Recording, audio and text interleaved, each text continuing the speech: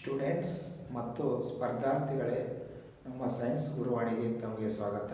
ಈಗಾಗಲೇ ಹಲವು ವಿಡಿಯೋಗಳನ್ನು ತಾವು ನೋಡಿದ್ದೀರಿ, ಅದರಿಂದ ವಿವಿಧ ಬಗೆಯ ವಿಷಯಗಳನ್ನು ಅರ್ಥಕೊಂಡಿದ್ದೀರಿ. ಇವತ್ತಿನ ದಿವಸ ನಾವು ಹೈಸ್ಕೂಲ್ ಲೆವೆಲ್ ಮತ್ತು ವಿವಿಧ ಸ್ಪರ್ಧೆಗಳಿಗೆ ಸಂಬಂಧಪಟ್ಟಿರುವ ಹಾಗೆ ಪರಿಸರ ಶಾಸ್ತ್ರದ ಬಗ್ಗೆ ತಿಳ್ಕೊಳ್ಬೇಕಾಗಿದೆ. ಪರಿಸರ ಶಾಸ್ತ್ರವನ್ನು ಬಯಾಲಜಿ ಪಾರ್ಟ್ನಲ್ಲಿ ಇಕಾಲಜಿ ಎಂದು ಕರೆಯುತ್ತಾರೆ. ಇಕಾಲಜಿ ಎಂಬುದು ಒಂದು ನಿರ್ದಿಷ್ಟ ಪ್ರದೇಶದಲ್ಲಿರುವ ಜೈವಿಕ ಮತ್ತು ಅಜೈವಿಕ ಘಟಕಗಳ ಒಂದು ವ್ಯವಸ್ಥಿತ ರೀತಿಯ ಸಂಬಂಧವನ್ನು ಸೂಚಿಸುತ್ತದೆ. ಸಾಮಾನ್ಯವಾಗಿ ಜೀವಶಾಸ್ತ್ರ ಎಂದರೆ ಸಜೀವಿಗಳ ಬಗ್ಗೆ ವ್ಯವಸ್ಥಿತವಾಗಿ ಅಧ್ಯಯನ ಮಾಡುವ ಶಾಸ್ತ್ರ ಎಂದು ಹೇಳುತ್ತೇವೆ. ಆದರೆ ಅದರಲ್ಲಿ ಕೇವಲ ಸಜೀವಿಗಳ ಬಗ್ಗೆ ಅಧ್ಯಯನ ಮಾಡುವ ಜೀವಶಾಸ್ತ್ರದ ವಿಭಾಗಕ್ಕೆ ಜೀವ ಜಗತ್ತು ಎಂದು ಕರೆಯುತ್ತೇವೆ.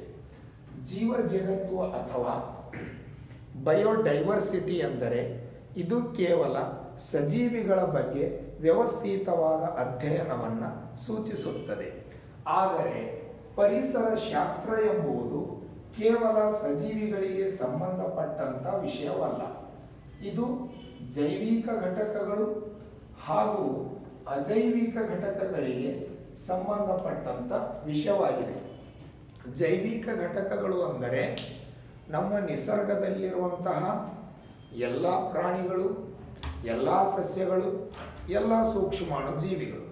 ಸಾಮಾನ್ಯವಾಗಿ ಎಲ್ಲ ಪ್ರಾಣಿಗಳು, ಎಲ್ಲ ಪಕ್ಷಿಗಳು, ಎಲ್ಲ ಸಸ್ಯಗಳು, ಎಲ್ಲ ಸೂಕ್ಷ್ಮಾಣು ಜೀವಿಗಳು ಜೈವಿಕ ಘಟಕದಲ್ಲಿ ಕಂಡುಬರುತ್ತವೆ.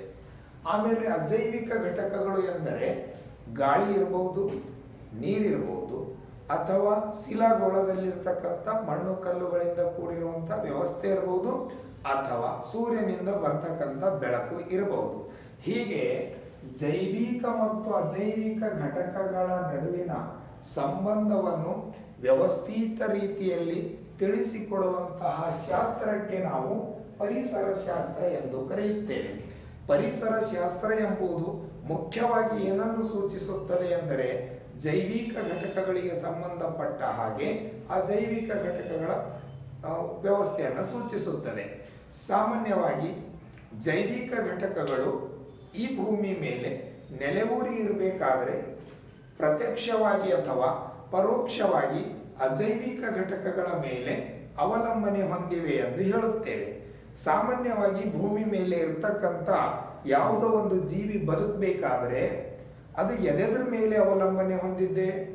ಸಾಮಾನ್ಯವಾಗಿ ಗಾಳಿ, ನೀರು, ಆಹಾರ, ಬೆಳಕು ಇವೆಲ್ಲ ಅವು ಪ್ರಾಥಮಿಕ ಅವಶ್ಯಕತೆಗಳು ಬೇಕು. ಹಾಗಾದರೆ ಗಾಳಿ ಎಂಬುದು ಅಜೈವಿಕ ಘಟಕ, ನೀರು ಎಂಬುದು ಅಜೈವಿಕ ಘಟಕ, ಆಹಾರ ಎಂಬುದು ಅಜೈವಿಕ ಘಟಕ. ಇವೆಲ್ಲ ಅಜೈವಿಕ ಘಟಕಗಳನ್ನು ಬಳಸಿಕೊಂಡು ಜೈವಿಕ ಘಟಕಗಳು ಇಲ್ಲಿ ನೆಲೆಯೂರಿವೆ. ಈ ರೀತಿಯಾಗಿ ಪರಿಸರ ವ್ಯವಸ್ಥೆಯಲ್ಲಿ ಕೆಲವು ಅಂಶಗಳು ಜೈವಿಕ ಘಟಕದಿಂದ ಅಜೈವಿಕದ ಕಡೆಗೆ, ಅಜೈವಿಕ ಘಟಕದಿಂದ ಜೈವಿಕದ ಕಡೆಗೆ ಚಲಿಸುತ್ತವೆ. ಫಾರ್ ಎಕ್ಸಾಂಪಲ್ ಆಗಿ ಹೇಳಬೇಕಾದ್ರೆ ಜೈವಿಕ ಘಟಕದಿಂದ ಅಜೈವಿಕ ಘಟಕಕ್ಕೆ ಅಥವಾ ಅಜೈವಿಕ ಘಟಕದಿಂದ ಜೈವಿಕ ಘಟಕಕ್ಕೆ ರಾಸಾಯನಿಕ ವಸ್ತುಗಳು ಸಾಗುವ ಪ್ರಕ್ರಿಯೆಗೆ ಏನೆಂದು ಕರೆಯುತ್ತಾರೆ ಅಂತ ನಾವು ತಿಳ್ಕೊಳ್ಬೇಕಾಗಿದೆ. ಫಾರ್ ಎಕ್ಸಾಂಪಲ್ ಆಗಿ ಒಬ್ಬ ಮಾನವನಿಗೆ ಉಸಿರಾಡಲಿಕ್ಕೆ ಆಮ್ಲಜನಕ ಬೇಕು. ಆಮ್ಲಜನಕ ಇರುವುದೆಲ್ಲಿ? ನಮ್ಮ ಎನ್ವೈರ್ಮೆಂಟಲ್ ನಲ್ಲಿ. ಎನ್ವೈರ್ಮೆಂಟಲ್ ಎಂಬುದು ಒಂದು ಅಜೈವಿಕ ಘಟಕದ ವ್ಯವಸ್ಥೆ.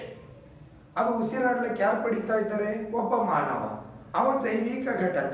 ಹೀಗಾಗಿ ಆಕ್ಸಿಜನ್ ಎಂಬ ರಾಸಾಯನಿಕ ವಸ್ತು ಅಜೈವಿಕ ಘಟಕದ ವ್ಯವಸ್ಥೆಯಿಂದ ಜೈವಿಕ ಘಟಕದ ವ್ಯವಸ್ಥೆಗೆ ಸಾಗ್ತಾ ಇದೆಯಲ್ಲ, ಅದಕ್ಕೆ ನಾವು ಸ್ಥಿರೀಕರಣ ಎಂದು ಕರೆಯುತ್ತೇವೆ.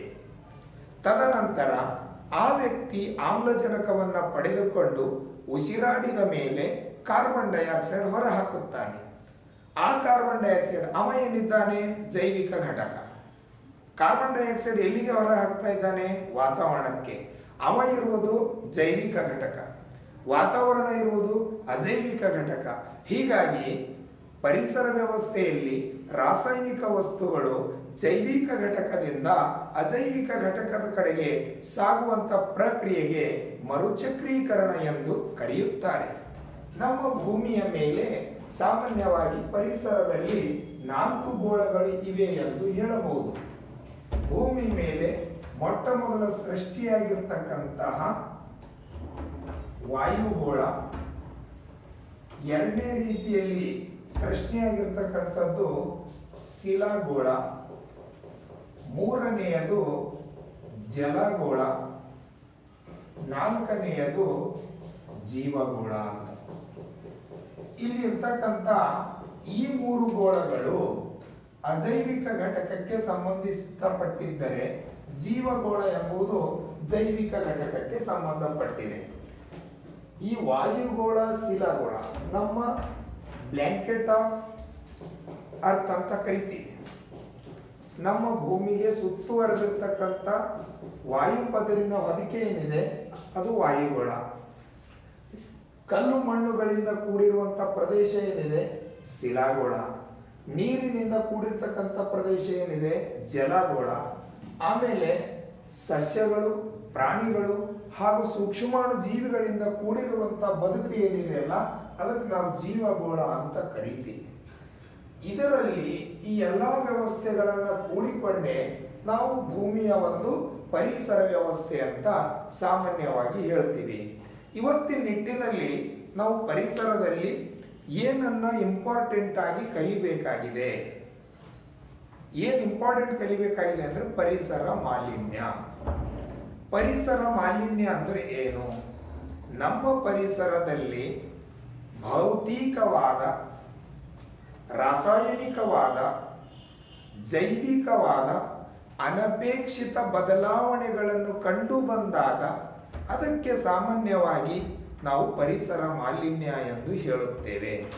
ಫಾರ್ ಎಕ್ಸಾಂಪಲ್ ಆಗಿ ಭೌತಿಕ ಅನಪೇಕ್ಷಿತ, ರಾಸಾಯನಿಕ ಅನಪೇಕ್ಷಿತ, ಜೈವಿಕ ಅನಪೇಕ್ಷಿತ ಬದಲಾವಣೆ ಅಂದ್ರೆ ಏನು? ಫಾರ್ ಎಕ್ಸಾಂಪಲ್, ಒಬ್ಬ ಮನುಷ್ಯನಿಗೆ ಬದುಕಲಿಕ್ಕೆ 27 ಡಿಗ್ರಿ ಸೆಲ್ಸಿಯಸ್ ತಾಪಮಾನ ಉತ್ತಮವಾಗಿರ್ತಕ್ಕಂಥ ವ್ಯವಸ್ಥೆ ಎಂದು ತಿಳಿದುಕೊಳ್ಳಿ. ನಮ್ಮ ವಾತಾವರಣದಲ್ಲಿ ಟೆಂಪರೇಚರ್ 10 ಡಿಗ್ರಿ ಸೆಲ್ಸಿಯಸ್ ಆದಾಗ ನಮಗೆ ನಡುಕು ಉಂಟಾಗುತ್ತದೆ. ಒಂದು ವೇಳೆ 40 ಡಿಗ್ರಿ ಸೆಲ್ಸಿಯಸ್ಗಿಂತ ಹೆಚ್ಚಿಗಾಗುತ್ತಾ ಹೋದಾಗ ನಮ್ಮಲ್ಲಿ ಶೆಕೆ ಉಂಟಾಗುತ್ತದೆ.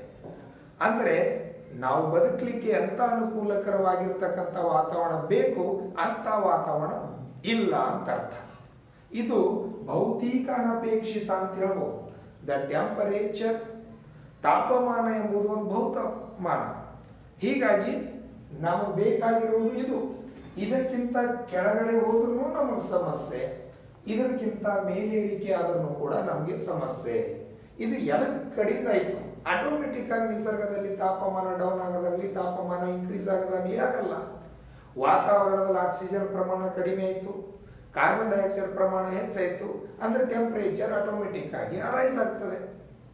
ಒಂದು ರೂಮಿನಲ್ಲಿ ಒಂದು 10 ಜನ ಕುಳಿತುಕೊಂಡು ಎಲ್ಲ ಡೋರ್, ಕಿಟಕಿ ಎಲ್ಲಗಳನ್ನ ಕ್ಲೋಸ್ ಮಾಡಿ ಆ ರೂಮಿನಲ್ಲಿ ಇರ್ತಕ್ಕಂಥ ಆಕ್ಸಿಜನ್ ಒಂದು ಅರ್ಧ ತಾಸುವರೆಗೆ ನೀವು ಉಸಿರಾಡಬಹುದು. ಅಲ್ಲಿಂದ ಕಂಪ್ಲೀಟ್ ಆಕ್ಸಿಜನ್ ಮುಗಿದೋಯ್ತು. ಇಲ್ಲಿ ಎಲ್ಲರೂ ಬಿಡುಗಡೆ ಮಾಡಿದ ಕಾರ್ಬನ್ ಡೈಆಕ್ಸೈಡ್ ಹೆಚ್ಚಾಯ್ತು. ಅವಾಗ ಅಲ್ಲಿ ತಾಪಮಾನ ಶೆಕೆ ಆಗ್ತದೆ. ಅದಕ್ಕೆ ನಾವು ಭೌತ ಅನಪೇಕ್ಷಿತ ಅಂತ ಕರಿತೀವಿ.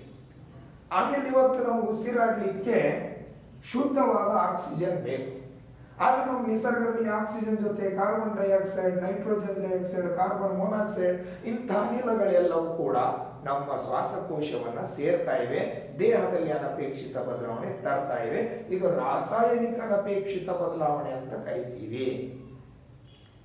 ಇನ್ನ ಕುಡಿಲಿಕ್ಕೆ ಶುದ್ಧವಾಗಿರ್ತಕ್ಕಂಥ ಅಥವಾ ಗಡಸಾಗಿರ್ತಕ್ಕಂಥ ನೀರು ನಮಗೆ ಯೋಗ್ಯವಲ್ಲ. ಮೆದು ನೀರು ನಮಗೆ ಯೋಗ್ಯ. ಮೆದು ನೀರಿನಲ್ಲಿ ಅನೇಕ ರಾಸಾಯನಿಕ ವಸ್ತುಗಳು ಸೇರಿಕೊಂಡು ನಮ್ಮ ದೇಹದಲ್ಲಿ ಬದಲಾವಣೆ ತಂದಾಗ ಅದು ನಮ್ಮ ದೇಹದಲ್ಲಿ ಅನಪೇಕ್ಷಿತ ಬದಲಾವಣೆ ಅಂತ ಹೇಳ್ತೀವಿ. ಈ ರೀತಿ ತಾಪದಲ್ಲಿ ಏರಿಕೆ ಇಳಿಕೆ ಅಂತಹ ಬದಲಾವಣೆಗಳು ಭೌತ ಅನಪೇಕ್ಷಿತ ಬದಲಾವಣೆಗಳು. ಕುಡಿಯಲು ನೀರು ಶುದ್ಧ ಅಲ್ಲ, ಉಸಿರಾಡಲು ಗಾಳಿ ಶುದ್ಧ ಅಲ್ಲ. ಫಾರ್ ಎಕ್ಸಾಂಪಲ್ ಆಗಿ ನೀವು ರಸ್ತೆ ಮೇಲೆ ಓಡಾಡ್ಕೊಂಡು ಹೋಗ್ತಾ ಇರ್ತೀರಿ, ದಾರಿಯಲ್ಲಿ ಒಂದು ನಾಯಿ ಸತ್ತು ಬಿದ್ದಿರುತ್ತೆ. ಒಂದು ವೇಳೆ ಅದು ನಿಮ್ಗೆ ಇಷ್ಟ ಇಲ್ಲ ಅಂದ್ರೆ ಮೂಗು ಮುಚ್ಕೊಂಡು ಹೋಗ್ತೀರಿ ಅಷ್ಟೇ. ಮೂಗು ಮುಚ್ಚಿದ್ಯಾಕೆ? ಅದು ನಿಮಗೆ ಬೇಡವಾಗಿದೆ, ಅದು ಅನಪೇಕ್ಷಿತ ಬದಲಾವಣೆ. ಅದೇ ನಿಮ್ಮ ಎದುರಿಗೆ ಒಂದು ಗುಲಾಬ್ ಹೂ ತಂದ್ರೆ ಅದರ ಸುವಾಸನೆಯನ್ನ ನೋಡ್ತೀರಿ, ಕಾರಣ ಅದು ಅಪೇಕ್ಷಿತ. ನಮ್ಮ ನಿಸರ್ಗದಾಗ ನಮಗೆ ಯಾವುದು ಬೇಕು ಅದು ಅಪೇಕ್ಷಿತ, ನಮಗೆ ಯಾವುದು ಬೇಡ ಅದು ಅನಪೇಕ್ಷಿತ. ಹೀಗಾಗಿ ನಿಸರ್ಗದಲ್ಲಿ ಅನಪೇಕ್ಷಿತ ಬದಲಾವಣೆಗಳು ಕಂಡು ಬಂದಾಗ ಅದಕ್ಕೆ ನಾವು ಪರಿಸರ ಮಾಲಿನ್ಯ ಅಂತ ಕರಿತೀವಿ. ಇನ್ನು ಜೈವಿಕ ಅನಪೇಕ್ಷಿತ ಅಂದ್ರೆ ಏನು? ಫಾರ್ ಎಕ್ಸಾಂಪಲ್ ಆಗಿ ಒಂದು ಹುಟ್ಟಿದ ಮಗುವಿಗೆ ಸಾಮಾನ್ಯವಾಗಿ ಹೇಗಿರಬೇಕು ಮಗು ಹಾಗಿರಬೇಕು. ಯಾವುದೋ ಒಂದು ಕಾರಣದಿಂದಾಗಿ ಆ ಮಗುವಿನ ಸಿರಗಳು ಎರಡಾಗುವುದಾಗ್ಲಿ, ಅಥವಾ 5 ಬೆರಳು ಬಿಟ್ಟು 6 ಬೆರಳು ಬರೋದಾಗ್ಲಿ, ಅಥವಾ ಪೋಲಿಯೋ ಪೀಡಿತ ಮಗು ಆಗ್ಲಿ ಹುಟ್ಟುತ್ತಂದ್ರ ಒಂದು ಹುಟ್ಟುವ ಮಗು ನಾರ್ಮಲ್ ಆಗಿ ಹುಟ್ಟಬೇಕು. ಹುಟ್ಟಿದ ತಕ್ಷಣವೇ ಆ ಮಗು ಕುರುಡಿತ್ತು, ಹುಟ್ಟಿದ ತಕ್ಷಣವೇ ಆ ಮಗು ಪೋಲಿಯೋ ಎಫೆಕ್ಟ್ ಇತ್ತು ಅಂದ್ರ ಜೀವಿಯಲ್ಲೇ ಹೆಂಗಿರ್ಬೇಕು ಹಂಗಿಲ್ಲ, ಚೇಂಜಸ್ ಇದೆ, ಅದರಲ್ಲಿ ಏನೋ ಕುಂಠಿತ ವ್ಯವಸ್ಥೆ ಇದೆ ಅಂದಾಗ ನಾವು ಅದಕ್ಕೆ ಏನಂತ ಕರಿತೀವಿ? ಅನಪೇಕ್ಷಿತ ಬದಲಾವಣೆ. ಅದಕ್ಕ ಪರಿಸರ ಎಂಬುದು, ಪರಿಸರ ಮಾಲಿನ್ಯ ಎಂಬುದು ನಮ್ಮ ನಿಸರ್ಗದಲ್ಲಿ ಕಂಡು ಬರ್ತಕ್ಕಂಥ ಭೌತಿಕ ಅನಪೇಕ್ಷಿತ, ರಾಸಾಯನಿಕ ಅನಪೇಕ್ಷಿತ ಮತ್ತು ಜೈವಿಕ ಅನಪೇಕ್ಷಿತ ಬದಲಾವಣೆಗಳನ್ನು ಸೂಚಿಸುತ್ತದೆ ಎಂದು ಹೇಳುತ್ತೇವೆ. ಹಾಗಾದರೆ ಈ ಪರಿಸರ ಮಾಲಿನ್ಯಕ್ಕೆ ಕಾರಣವಿರ್ತಕ್ಕಂಥ ಅಂಶಗಳು ಯಾವ್ಯಾವು ಅಂತ ತಾವು ಕೇಳಬಹುದು. ಪರಿಸರ ಮಾಲಿನ್ಯಕ್ಕೆ ಕಾರಣವಿರುವ ಅಂಶಗಳಿಗೆ ನಾವು ಸಾಮಾನ್ಯವಾಗಿ ಮಾಲಿನ್ಯಕಾರಕಗಳು ಅಂತ ಕರಿತೀವಿ. ಮಾಲಿನ್ಯಕಾರಕಗಳು ಅಂದರೆ ಪರಿಸರ ಮಾಲಿನ್ಯಕ್ಕೆ ಕಾರಣ ಇರತಕ್ಕಂಥ ಅಂಶಗಳು. ಫಾರ್ ಎಕ್ಸಾಂಪಲ್, ಒಂದು ಕಾರು ಅಥವಾ ಬೈಕಿನ ಎಂಜನ್ ದುರಸ್ತಿಗೆ ಬಂದಾಗ ಅದು ಕಾರ್ಬನ್ ಡೈಆಕ್ಸೈಡ್ ಬಿಡುಗಡೆ ಮಾಡುವ ಬದಲು ಅಪರಿಪೂರ್ಣ ದಹನ ಕ್ರಿಯೆ ನಡೆದು ಕಾರ್ಬನ್ ಮೊನಾಕ್ಸೈಡ್ ಬಿಡುಗಡೆ ಮಾಡುತ್ತದೆ. ಕಾರ್ಬನ್ ಮೊನಾಕ್ಸೈಡ್ನಿಂದ ವಾಯು ಮಾಲಿನ್ಯ ಉಂಟಾಗುತ್ತದೆ. ಅದಕ್ಕೆ ಕಾರ್ಬನ್ ಮೊನಾಕ್ಸೈಡಿಗೆ ನಾವು ಮಾಲಿನ್ಯಕಾರಕ ಎಂದು ಕರೆಯಬಹುದು. ಔಷಧಿಗಳನ್ನು ಬಳಸ್ತೀವಿ. ಫಾರ್ ಎಕ್ಸಾಂಪಲ್, ಕೀಟನಾಶಕ ಮಾಡಲು ಡಿಡಿಟಿ ಅಂದರೆ ಡೈಕ್ಲೋರೋ ಡೈಫಿನೈಲ್ ಟ್ರೈಕ್ಲೋರೋ ಈಥೇನ್ ಅಂತ. ಅದೇ ರೀತಿ BFC ಅಂದ್ರೆ ಬೆಂಜೈಲ್ ಹೆಕ್ಸಾಕ್ಲೋರೈಡ್, ಡೈಕ್ಲೋರೋ ಡೈಫಿನೈಲ್ ಟ್ರೈಕ್ಲೋರೋ ಈಥೇನ್, ಬೆಂಜೈಲ್ ಹೆಕ್ಸಾಕ್ಲೋರೈಡ್ ಇವೆಲ್ಲ ಶಿಲೀಂಧ್ರನಾಶಕವಾಗಿ, ಕೀಟನಾಶಕವಾಗಿ ಬಳಸ್ತಕ್ಕಂಥ ಔಷಧಿಗಳಾಗಿವೆ. ಇವು ನಮ್ಮ ಪರಿಸರದಲ್ಲಿ ಸೇರಿದಾಗ ಜೈವಿಕವಾದಂಥ, ಭೌತಿಕವಾದಂಥ ಅಥವಾ ರಾಸಾಯನಿಕವಾದಂಥ ಬದಲಾವಣೆಗಳನ್ನು ತರುತ್ತವೆ. ಹೀಗಾಗಿ ಇದಕ್ಕೆ ನಾವು ಸಾಮಾನ್ಯವಾಗಿ ಮಾಲಿನ್ಯಕಾರಕ ಎಂದು ಹೇಳಬಹುದು. ಸಾಮಾನ್ಯವಾಗಿ ಕಾರ್ಖಾನೆ ತೊಳೆದ ನೀರನ್ನು ನದಿಗೆ ಬಿಡುವುದರಿಂದ ನದಿಯ ನೀರು ಮಾಲಿನ್ಯವಾಗುತ್ತವೆ. ಇಲ್ಲಿ ಕಾರ್ಖಾನೆ ತೊಳೆದ ನೀರು ಅಸಿಡಿಕ್ ನೇಚರ್ ಆಗಬಹುದು, ಬೇಸಿಕ್ ನೇಚರ್ ಆಗಿರಬಹುದು. ಇದರಿಂದ ಈ ನದಿಗಳಲ್ಲಿನ ನೀರು ಮಾಲಿನ್ಯಕ್ಕೆ ಒಳಗಾಗ್ತಾ ಇದೆ ಅಂದ ಮೇಲೆ ಆ ಕಾರಣವಿರುವ ಅಂಶಗಳಿಗೆ ನಾವು ಮಾಲಿನ್ಯಕಾರಕಗಳು ಎಂದು ಕರೆಯಲೇಬೇಕು. ಹಾಗಾಗಿ ಮಾಲಿನ್ಯಕಾರಕಗಳನ್ನ 2 ವಿಧದಲ್ಲಿ ವಿಂಗಡಣೆ ಮಾಡಿದ್ದೇವೆ. ಜೈವಿಕ ವಿಘಟನೆಗೆ ಒಳಗಾಗುವ ಹಾಗೂ ಜೈವಿಕ ವಿಘಟನೆಗೆ ಒಳಗಾಗದ. ಜೈವಿಕ ವಿಘಟನೆಗೆ ಒಳಗಾಗುವ ಮಾಲಿನ್ಯಕಾರಕಗಳು ಹಾಗೂ ಜೈವಿಕ ವಿಘಟನೆಗೆ ಒಳಗಾಗದೇ ಇರತಕ್ಕಂಥ ಮಾಲಿನ್ಯಕಾರಕಗಳು. ಜೈವಿಕ ವಿಘಟನೆಗೆ ಒಳಗಾಗುವ ಮಾಲಿನ್ಯಕಾರಕಗಳು ಎಂದರೆ, ಫಾರ್ ಎಕ್ಸಾಂಪಲ್ ಆಗಿ ಕಾರ್ಬನ್ ಡೈಆಕ್ಸೈಡ್ ನಿಂದಲೂ ಕೂಡ ಪರಿಸರ ಮಾಲಿನ್ಯ ಉಂಟಾಗುತ್ತದೆ. ಸಲ್ಫರ್ ಡೈಆಕ್ಸೈಡ್ ನಿಂದಲೂ ಕೂಡ ಪರಿಸರ ಮಾಲಿನ್ಯ ಉಂಟಾಗುತ್ತದೆ. ಆದರೆ ಮಾನವನು ಸಾಮಾನ್ಯವಾಗಿ ತನ್ನ ಉಸಿರಾಟಕ್ಕಾಗಿ ಆಮ್ಲಜನಕವನ್ನು ಬಳಸ್ಕೊಳ್ತಾನೆ, ಕಾರ್ಬನ್ ಡೈಆಕ್ಸೈಡ್ ಅನ್ನು ಹೊರಹಾಕ್ತಾನೆ. ಆದರೆ ಈ ಕಾರ್ಬನ್ ಡೈಆಕ್ಸೈಡ್ ನಮ್ಮ ನಿಸರ್ಗದಲ್ಲಿ ಕಾರ್ಬನ್ ಡೈಆಕ್ಸೈಡ್ ಆಗಿ ಉಳಿಯುವುದಿಲ್ಲ. ಅದರ ಬದಲಾಗಿ ಈ ಕಾರ್ಬನ್ ಡೈಆಕ್ಸೈಡ್ಗೆ ಹಸಿರು ಸಸ್ಯಗಳು ತಮ್ಮಲ್ಲಿ ನಡೆಯುವ ದ್ಯುತಿ ಸಂಶ್ಲೇಷಣೆ ಕ್ರಿಯೆಗೆ ಬಳಸಿಕೊಂಡು ಮತ್ತೆ ಆಕ್ಸಿಜನ್ ಬಿಡುಗಡೆ ಮಾಡುತ್ತವೆ. ಅಂದರೆ ಸಂಗ್ರಾಹಕ ವ್ಯವಸ್ಥೆಯಲ್ಲಿ ಕಾರ್ಬನ್ ಡೈಆಕ್ಸೈಡ್ ಬಹುಕಾಲದವರೆಗೆ ಕಾರ್ಬನ್ ಡೈಆಕ್ಸೈಡ್ ಆಗಿ ಉಳಿಯೋದಿಲ್ಲ. ಅದೇ ರೀತಿ ಸಲ್ಫರ್ ಡೈಆಕ್ಸೈಡ್ ಆಗಿ ಉಳಿಯೋದಿಲ್ಲ. ಸಲ್ಫರ್ ಡೈಆಕ್ಸೈಡ್ ಅಥವಾ ಸಲ್ಫರ್ ಟ್ರೈಆಕ್ಸೈಡ್ಗಳು ಮಳೆ ನೀರಿನೊಂದಿಗೆ ಸೇರಿಕೊಂಡು ಸಲ್ಫೇಟ್ ರೂಪದಲ್ಲೋ ಅಥವಾ ಆಮ್ಲದ ರೂಪದಲ್ಲೋ ಮಣ್ಣನ್ನ ಸೇರ್ತವೆ. ಅಂದರೆ ನಮ್ಮ ಪರಿಸರದ ಅಜೈವಿಕ ಘಟಕದ ವ್ಯವಸ್ಥೆಯಲ್ಲಿ ಯಾವ ಮಾಲಿನ್ಯಕಾರಕಗಳು ತಮ್ಮ ಸ್ಥಿರತೆಯನ್ನು ಕಡಿಮೆ ಮಾಡಿಕೊಂಡು ಅವನತಿ ಹೊಂದವೋ ಅಂಥ ಮಾಲಿನ್ಯಕಾರಕಗಳಿಗೆ ನಾವು ಜೈವಿಕ ವಿಘಟನೆಗೆ ಒಳಗಾಗುವ ಮಾಲಿನ್ಯಕಾರಕಗಳು ಅಂತ ಕರೀತೀವಿ. ತರಕಾರಿಗಳಾಗಿರ್ಬೋದು, ಸಗಣಿಯಂಥ ವಸ್ತುಗಳಾಗಿರ್ಬೋದು, ಸಾಮಾನ್ಯವಾಗಿಯೂ ಕೆಲವು ದಿವಸಗಳಲ್ಲಿ ಕೊಳೆತು ಹೋಗಿ ಮಿಥೇನ್ ಅನಿಲವನ್ನು ಬಿಡುಗಡೆ ಮಾಡಿ ನಂತರ ವಿಘಟನೆಗೆ ಒಳಗಾಗುತ್ತೆ. ಇದಕ್ಕೆ ನಾವು ಮಾಲಿನ್ಯಕ್ಕೆ ಜೈವಿಕ ವಿಘಟನೆಗೆ ಒಳಗಾಗುವ ಮಾಲಿನ್ಯಕಾರಕ ಎಂದು ಕರೆಯುತ್ತೇವೆ. ಅದರ ಬದಲಾಗಿ DDT, dichloro diphenyl trichloro ethane, BHC benzyl hexachloride ಇವು ಒಂದು ವೇಳೆ ನಮ್ಮ ನಿಸರ್ಗದಲ್ಲಿ ಸೇರಿದಾಗ ಸಾಮಾನ್ಯವಾಗಿ ಹುಳುಗಳಿಗೆ ನಾಶ ಮಾಡಲು ನಾವು ಬೆಳೆಗಳ ಮೇಲೆ ಸಿಂಪರಣೆ ಮಾಡ್ತೀವಿ. 1 ಗ್ರಾಂನಷ್ಟು ಔಷಧಿ ಒಂದು ಬೆಳೆಯಲ್ಲಿ ಸೇರಿಕೊಂಡಾಗ ಅದು ಬೆಳೆಯಲ್ಲಿಯೇ ಉಳಿದು ಬಿಡುತ್ತೆ ಹೊರತು ಅದರ ಸ್ಥಿರತೆ ಕಡಿಮೆ ಆಗೋದಿಲ್ಲ. ಆ ಬೆಳೆ ಕಾಳುಗಳನ್ನು ನಾವು ಸೇವಿಸ್ತೀವಿ, ಸಾಮಾನ್ಯವಾಗಿ ವಿಷ ನಮ್ಮ ದೇಹ ಸೇರುತ್ತದೆ. ಹೀಗಾಗಿ ನಿಸರ್ಗದಲ್ಲಿ ಯಾವ ಮಾಲಿನ್ಯಕಾರಕ ತನ್ನ ಸ್ಥಿರತೆಯನ್ನು ಕಳೆದುಕೊಳ್ಳುವುದಿಲ್ಲವೋ ಅಂತಹ ವಸ್ತುಗಳಿಗೆ ನಾವು ಜೈವಿಕ ವಿಘಟನೆಗೆ ಒಳಗಾಗದ ಮಾಲಿನ್ಯಕಾರಕಗಳು. ಸಾಮಾನ್ಯವಾಗಿ ಪಾಲಿಥೀನ್ ಬ್ಯಾಗ್, ಕ್ಯಾರಿ ಬ್ಯಾಗ್ ಅಂತ ಕರಿತಿರಲ್ಲ, ಆ ಕ್ಯಾರಿ ಬ್ಯಾಗ್ ಒಂದು ಸಲ ಭೂಮಿಯಲ್ಲಿ ಬಿದ್ದಾಗ ಅದರಲ್ಲಿ ಒಂದು ಪ್ಲಾಂಟ್ ನಾಟೋದಿಲ್ಲ, ಪಶುಗಳು ತಿಂತವೆ, ಅದು ಡೈಜೆಸ್ಟ್ ಆಗೋದಿಲ್ಲ, ಎಲ್ಲದು ಇರ್ತದೋ ಅಲ್ಲದು ವಿಘಟನೆಗೆ ಒಳಗಾಗೋದಿಲ್ಲ. ಹೀಗಾಗಿ ಅದಕ್ಕೆ ಜೈವಿಕ ವಿಘಟನೆಗೆ ಒಳಗಾಗದ ಮಾಲಿನ್ಯಕಾರಕ ಅಂತ ಕರಿತೀವಿ. ಇನ್ನ ಕೆಲವು ವಸ್ತುಗಳು ನಮಗೆ ಮಾಲಿನ್ಯಕಾರಕದಂತೆ ತೋರುತ್ತವೆ, ಆದರೆ ಮಾಲಿನ್ಯಕಾರಕಗಳಲ್ಲ. ಅಂತಹ ವಸ್ತುಗಳಿಗೆ ನಾವು ಅಶುಚಿಕಾರಕಗಳು ಅಂತ ಕರಿತೀವಿ. ಅಶುಚಿಕಾರಕಗಳಂದ್ರೆ ಫಾರ್ ಎಕ್ಸಾಂಪಲ್ ಆಗಿ ಒಂದು ಗೋಮೂತ್ರ ಅಥವಾ ಗೋ ಸಗಣಿ ನಮ್ಗೆ ನೋಡಿದಾಗ ಇದೇನಪ್ಪ ಸಗಣಿ, ಇದು ಮಾಲಿನ್ಯ ಉಂಟು ಮಾಡ್ತಾ ಇದೆ ಅಂತ ಅನಿಸ್ಬಹುದು, ಆದರೆ ಅದರಲ್ಲಿ ಯಾವುದೇ ಮಾಲಿನ್ಯ ಆಗೋದಿಲ್ಲ ಹೊರತು ಭೂಮಿಯ ಹ್ಯೂಮಸ್ ಹೆಚ್ಚಾಗುತ್ತದೆ. ಹೀಗಾಗಿ ಕೆಲವು ವಸ್ತುಗಳು ನಮಗೆ ಮಾಲಿನ್ಯಕಾರಕಗಳಂತೆ ಕಾಣುತ್ತವೆ, ಆದರೆ ಅವು ಯಾವುದೇ ಪರಿಸರ ಮಾಲಿನ್ಯಕ್ಕೆ, ಭೂ ಮಾಲಿನ್ಯಕ್ಕೆ, ಜಲ ಮಾಲಿನ್ಯಕ್ಕೆ, ವಾಯು ಮಾಲಿನ್ಯಕ್ಕೆ ಕಾರಣ ಅಲ್ಲ.